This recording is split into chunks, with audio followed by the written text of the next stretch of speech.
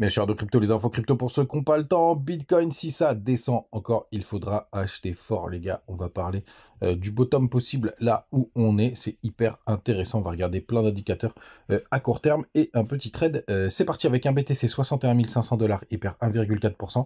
On a Ether qui est aux 3000 $, qui perd un petit peu moins ce matin, 0,5%. On a BNB, lui, qui est dans le vert, 3% ce matin. Il est tout pile à 600 $. Le reste de la map est mitigé, même s'il y a quand même des belles perfs, notamment Ton qui prend 6,5%, ADA 3,5%.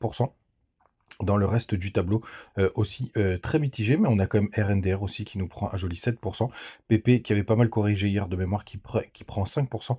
Ce matin, CAS grande forme 11%. On a TAO qui perd 4% ce matin. Il est vraiment dans le mal en ce moment. On est sous les 400 $. On a AR qui prend 4,6%.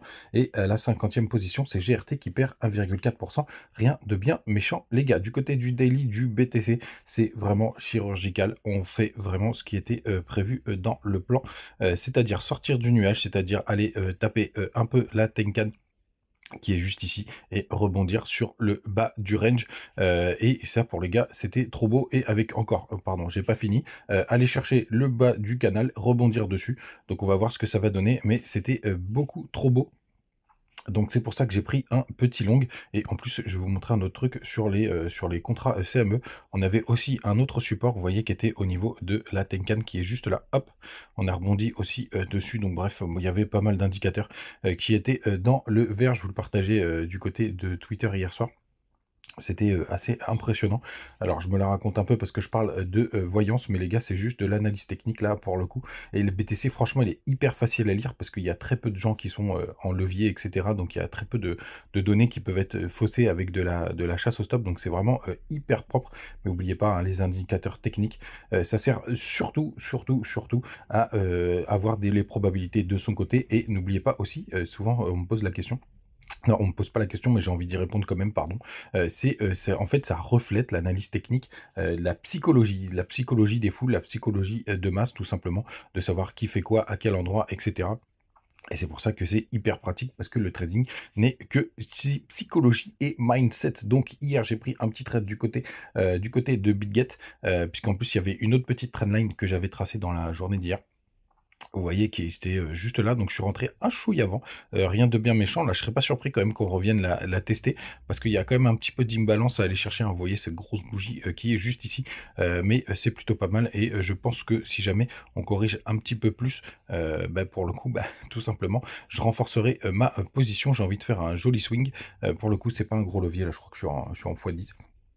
Rien de bien méchant, mais la localisation est vraiment très très propre, et la première target après, ce sera juste au-dessus de ces stops, juste là, vers les 67 000 $, même si je pense que celui-là, je vais le manager, c'est-à-dire que je vais monter les stops petit à petit. En tout cas, si on descend encore, les gars, si on descend encore, je pense qu'il faudra rentrer très très fort, tout simplement parce que si vous regardez les indicateurs, franchement, il n'y a plus rien à gratter.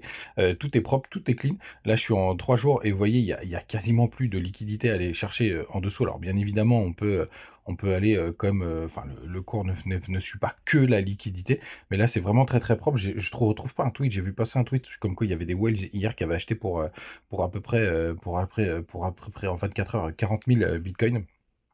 Pour le coup, enfin en tout cas quoi qu'il arrive, là pour moi ça devient de plus en plus propre.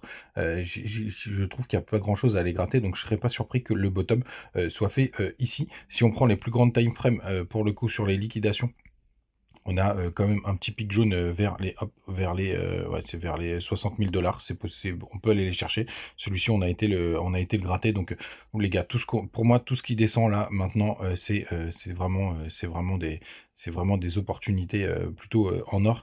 Et ouais, il y a encore ce petit pic vers les 60 500 $. Qu'on a vu un peu plus haut, mais regardez, c'est quand même très très clean du côté des liquidations. Donc plutôt pas mal. Le long short, il y a pas mal de gens qui ont pris des shorts dans les dernières 24 heures. On le voit juste ici, il y en a un peu plus, mais c'est plutôt clean, rien de bien méchant. Donc voilà, je suis in à l'intérieur, bien entendu. Il faudra regarder le dollar, bien entendu. Il faudra regarder tous les autres indicateurs. Mais c'est plutôt propre du côté de THBTC, parce que ça fait un petit moment qu'on l'a pas regardé. On est en train de rebondir pile sur ce gros support qu'on avait juste là. On a été un peu plus bas que de retester la neckline d'OW. Pour l'instant, quand même, BTC reste le plus fort, le plus fortiche. Donc pour le coup, J'ai longuement hésité de prendre entre, BTC, et notre ami, ETH, mais j'ai préféré m'orienter sur BTC finalement et d'ailleurs BTC qui est sur sa Bitcoin Dominance qui est de nouveau vient retester de nouveau, la trendline. Alors ça pour le coup, c'est le seul point un peu négatif parce que pour le coup, moi je préfère, que BTC viennent plutôt, breaker cette trendline. Donc là, ce serait quand même une très, très bonne nouvelle pour nos alts et là, pour le coup, ce sera peut-être plus intéressant d'être, sur, ETH. Les gars, n'hésitez pas à nous rejoindre du côté du Telegram, toujours des petites news, des petites infos et des petites, cryptos qu'on partage, ensemble et du côté, de notre ami, Twitter, je vous partage les petites news. Vous avez les liens pour Bitget, Mexe et BingX et j'oublie pas le top crypto, le top 5 crypto, low-cap sur lesquels je trouve que c'est hyper intéressant. J'attendais une correction, on y est, donc je vais essayer de vous la sortir très rapidement. On se retrouve très très vite les gars, restez branchés. À demain, ciao.